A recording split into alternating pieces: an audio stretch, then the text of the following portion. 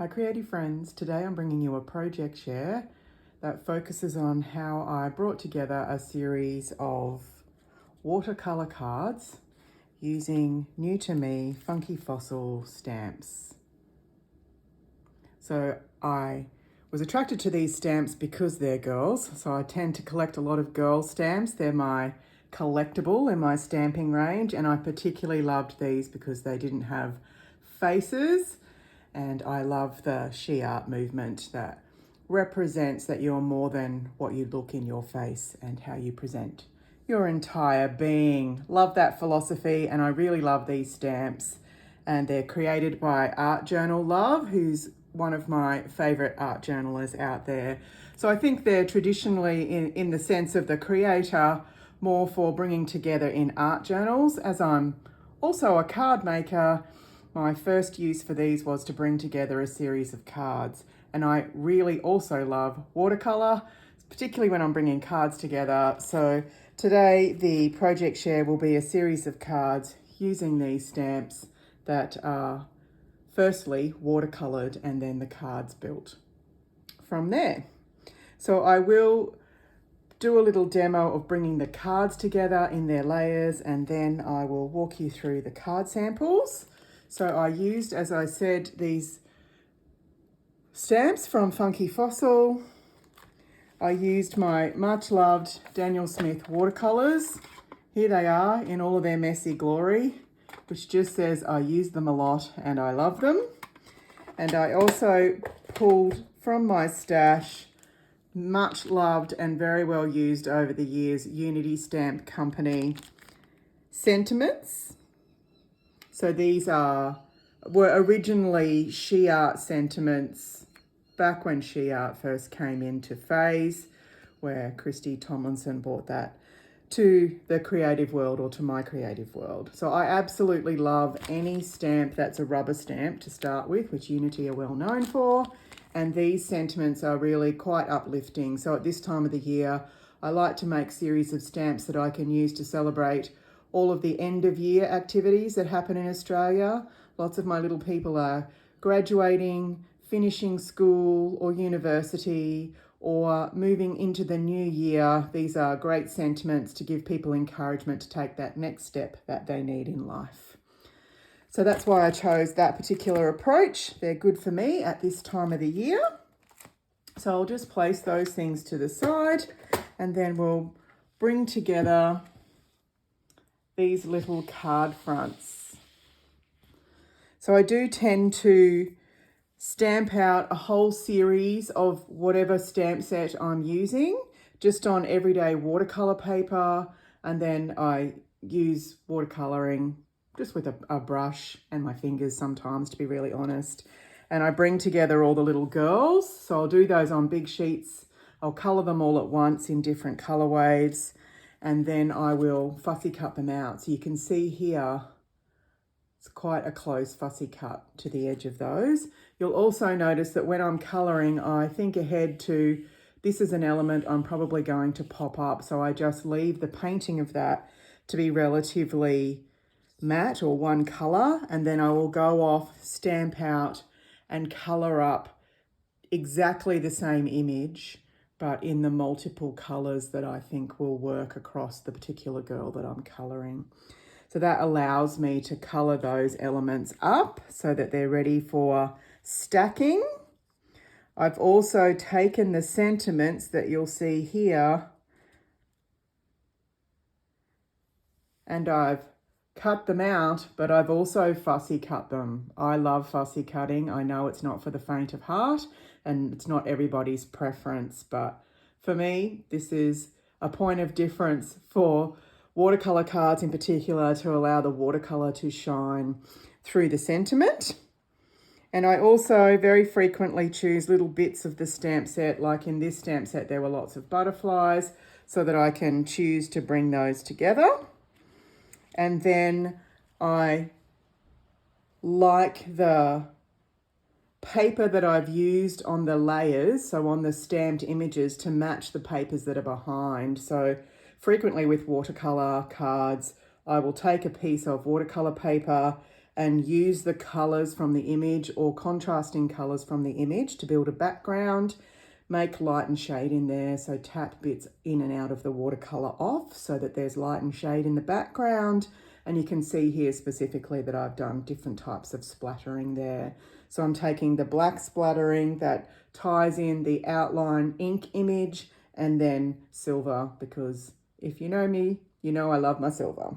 So I've done that across these 3 different types of girls. So with this girl, I've chosen to use one of the bigger butterflies for that girl. Different type of sentiment, so I still cut out the she, but I left this block of words together this time. And then for this little blonde-headed girl, I chose to pop up one only of the butterflies. So there's one butterfly to go with her, and then her sentiment is quite a long sentiment that will be placed on the card.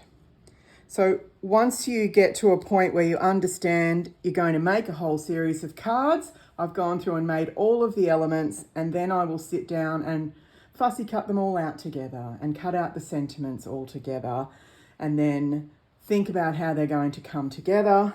So I normally place them all out like I've done here and said this girl with this sentiment and this background, and then I come along and I do things like adding on the foam tape to the back of them all, and then it's simply a case of bringing them together.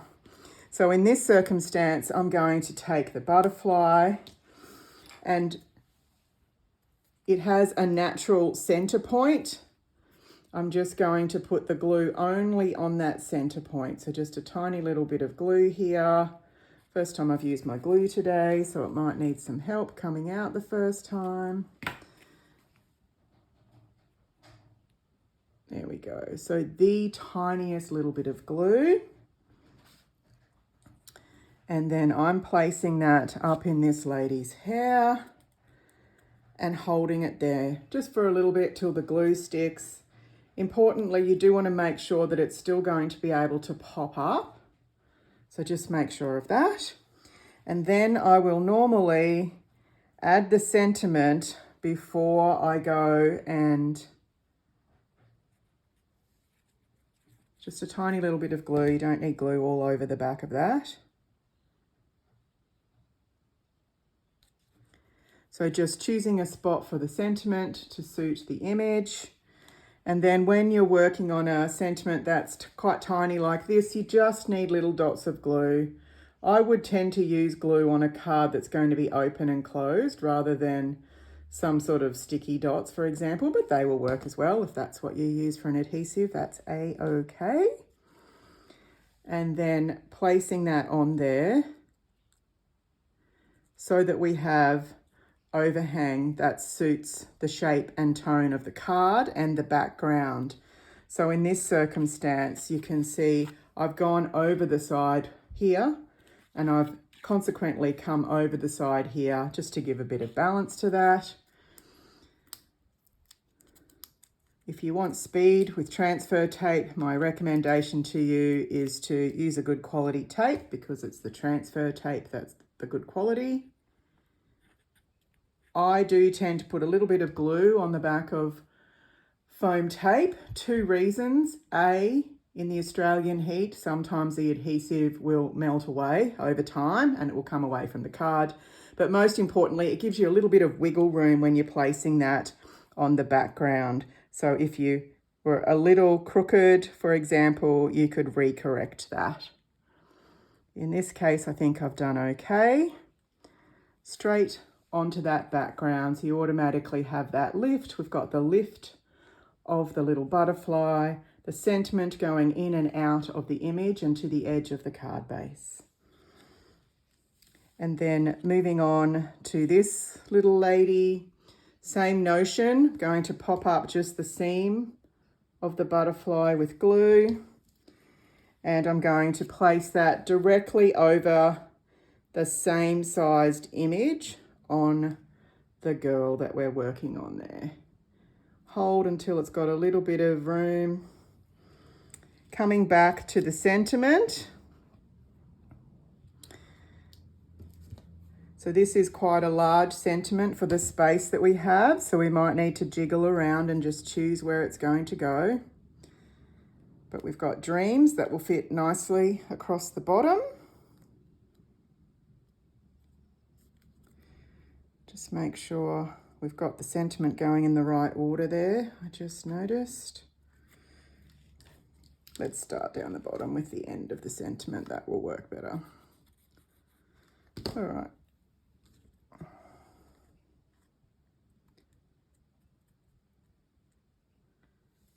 So the end of the sentiment first, and then the bit that should have gone in the middle.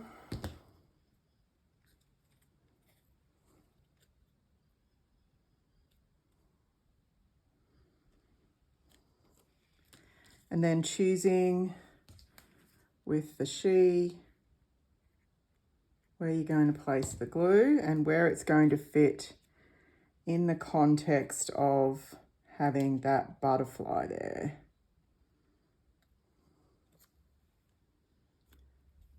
There we go, that's fit. And you can still read it, and then it's same story. So you can see that when you get these already in production mode, it is just a case of applying the glue. So you're not going in and out of tape and glue. You've done all the tape parts first. You're doing all the gluing parts at the same time. Good for your production line. Finding your spot, making sure your lifted element will still work, and that one is now complete as well. And moving on to the final. So with this here, I am choosing to put the glue down the seam of the foliage only. So just a tiny little bit of glue there. And then on to the girl. Just following the shape. Same process, making sure it is down, and then they will lift where you need them to. Just making sure that's going to work for you moving forward. Now with this girl, I've done a very small butterfly, a tiny bit of glue, and over into this space here.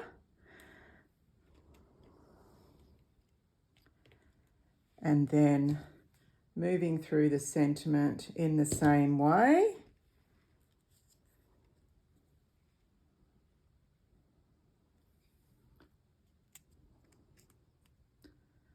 Sometimes the sentiment will stop the leaf from coming up.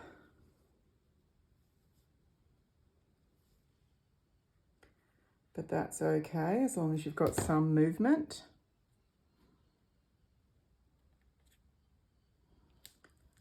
And the same process with the she. So some little dots of glue is more than enough on the back of that.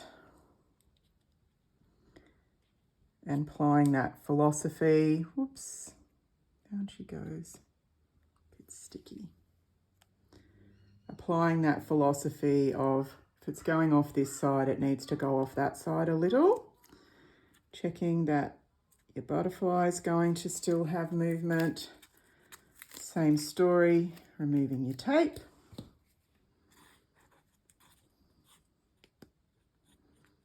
Just a little bit of glue, don't need too much.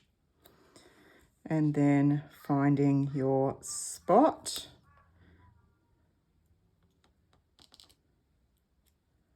On the card. So the assembly line comes together for those. And then I simply choose to leave these as card fronts. And then when I'm closer to choosing who and for what purpose I'm giving the card to, I will take the card front. In its simplest form, I will simply just make a card that's exactly the same size as the card front.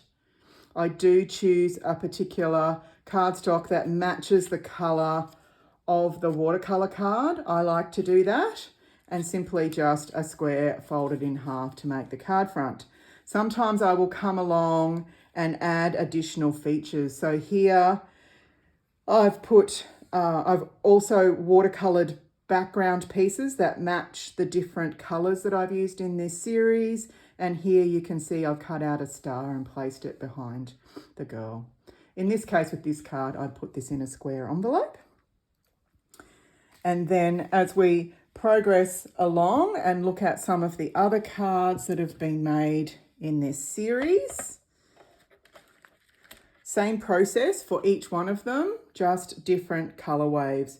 So you can see here we have the movement in the top of this girl, different type of sentiment. Same girl, different colors, different sentiment, same movement. And we continue along that path. And then we move to this girl, same treatment with the embellishments, but different sentiments each time. Lots of movement in the background just with those simple watercolors.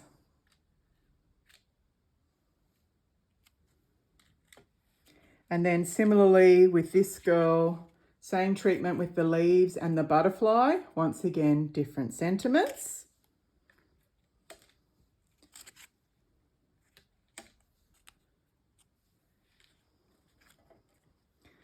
Sometimes I leave the card front without a sentiment on it so that I can use a specific sentiment as I'm moving through.